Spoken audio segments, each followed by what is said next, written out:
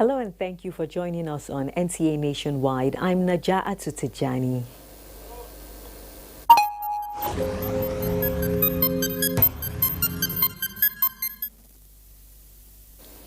The Nigeria Center for Disease Control has announced 242 new cases of COVID-19 in Nigeria.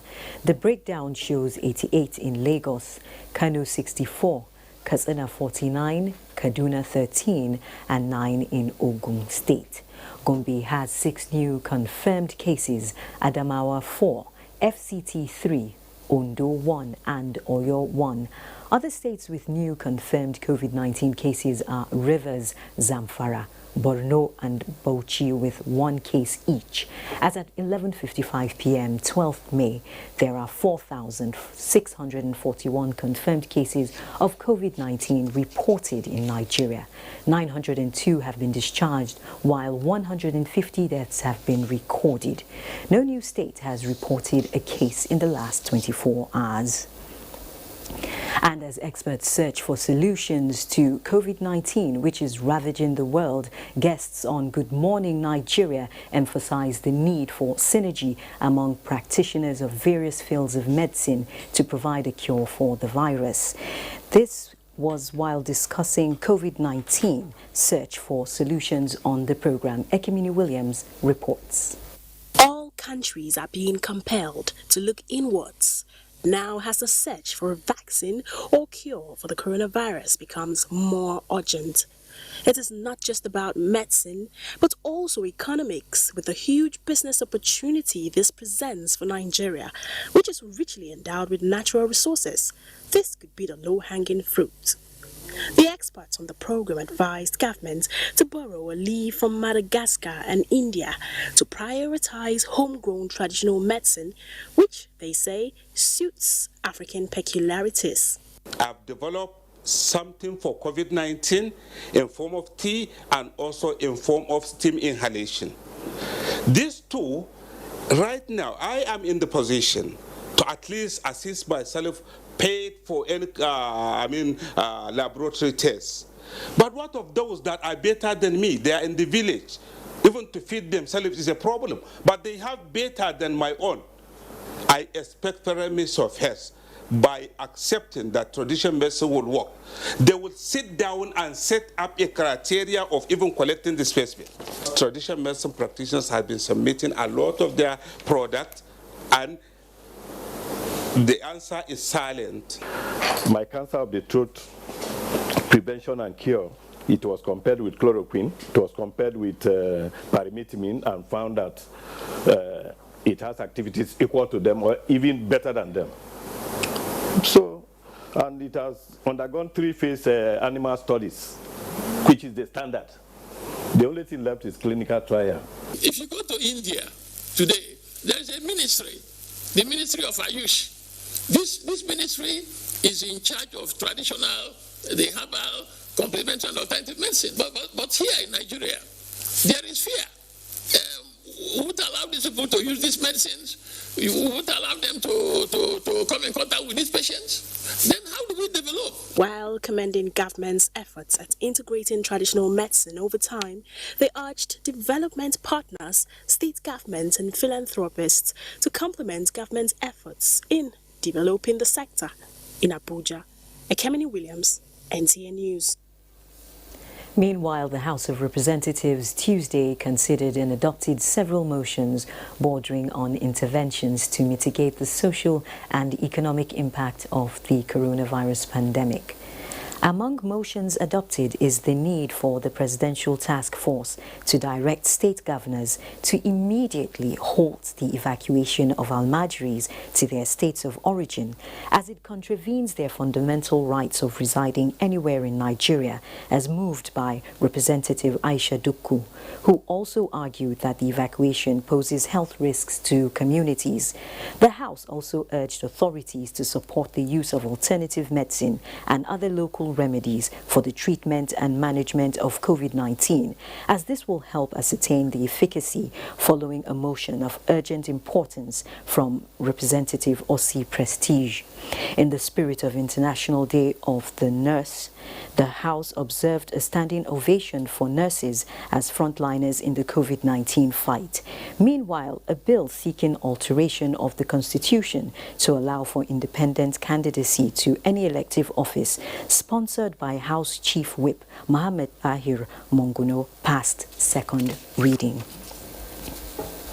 And the Ekiti State Government is expanding facilities at the Infectious Disease Center to fast-track testing and treatment of COVID-19 patients.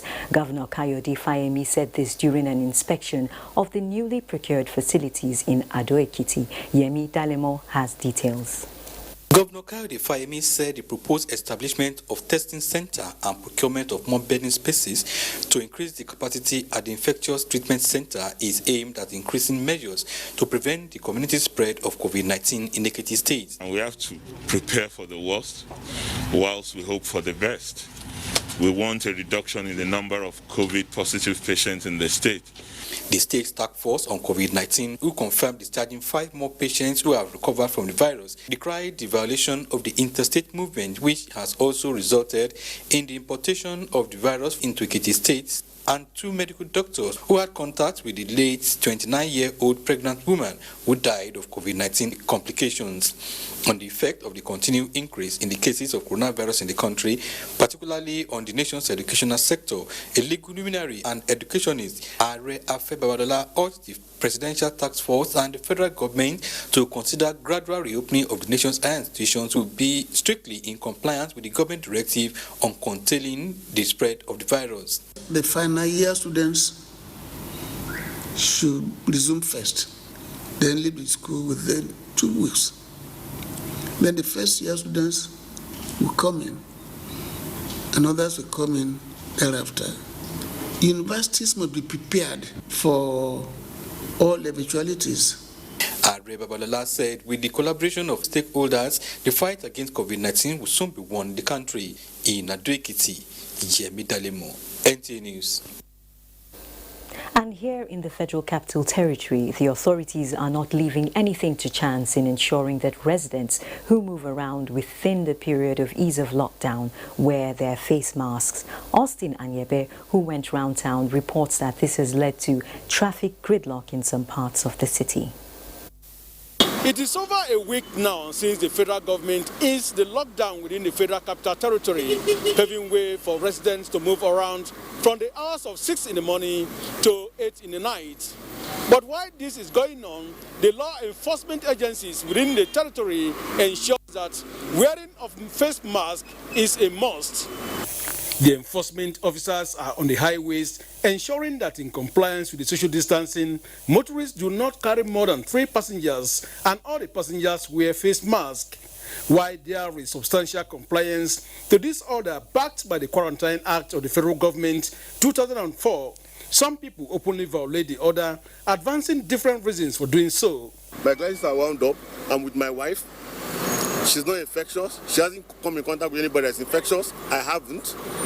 So why are we wearing the mask? Regulations are regulations, but let's be clear about the regulations. How come you're not wearing your face mask? I wear it. Look at it. Where is it? You say you wear it? Yes, I wear it. You wear it? Are you wearing it now? I wear it. It is removed when I carry plenty load. Somebody just help me. But are you not afraid of this virus? I'm afraid. I was in the house for 1 month and why did they say you wear it and you're not wearing it? I wear it. It is removed when I was carrying my thing up. How come you're not wearing your mask? No, I have my mask. Huh? I have my mask. But you're not wearing it. Are you not scared of the virus? I'm scared of the virus though, but I think I will put it on. I will put it on. No, it's really hot, please. I use it when I'm only in a public place. Officials of the vehicles inspection said hundreds of people have been arrested, prosecuted and convicted by mobile courts presided over by magistrates in many parts of the city. Any vehicle that is carried illy, we have to remove it on the road. I advise the driver to drop one person and go with 3 other. And any vehicle that you see say one person dey inside, he no use face mask, we have to tell him to drop the person or to face move backwards. Fine for refusing to wear face mask is 5,000 naira, while carrying more than 3 passengers attracts a fine of between 5 and 10,000 naira. In Abuja, Austin Anyebe, NT News. So the message is wear your face mask. Similarly, Usman Abubakar Akwanga is standing by with an update from the nation's city center. Hello, Abubakar. What is the situation from where you're standing? Much Najatu. Activities at the UCT and most parts of the city center remain the same, with high level of vehicular movement and low profile business activities, especially around fringes of neighborhood market in the city center. It is more than a week on the gradual ease of total lockdown in the city center, and people go about their lawful businesses without any form of hindrance. The only area where enforcement by the FCT task force on COVID-19 is giving priority are compliance with the guidelines regulating the partial lockdown. These include the use of face masks in public places, physical distancing, as well as regular hand washing and the use of hand sanitizers. Some residents speak on the partial lockdown and how they are coping with the necessary uncomfortable situation in the city center. You don't need to enforce someone to protect himself. You understand? Like what I was proposing to our plaza, that they should allow few people in the office, and each office and each person should have a face mask and hand sanitizer. You understand? We can protect ourselves. We are learned human beings. We are not ignorant of what is happening in the society. You understand? We know the implication of this. So I believe strongly that the government have enough information at their disposal to be able to tackle whatever measure they want us to take as citizens, which we must comply with. That is all for now on the update on partial lift of lockdown in the FCT Najatu. Thank you, and back to the studio. Thank you very much, Abubakar.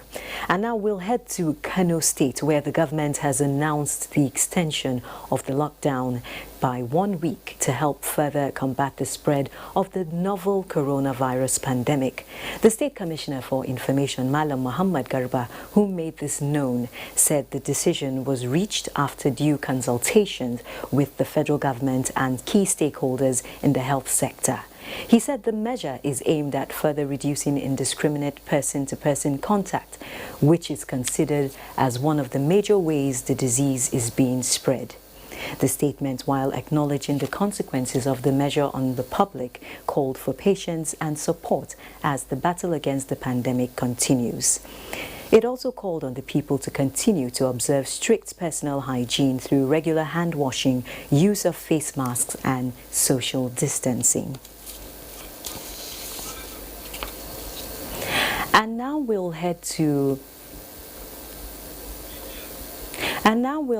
over to where the Presidential Task Force is handling a briefing on COVID-19.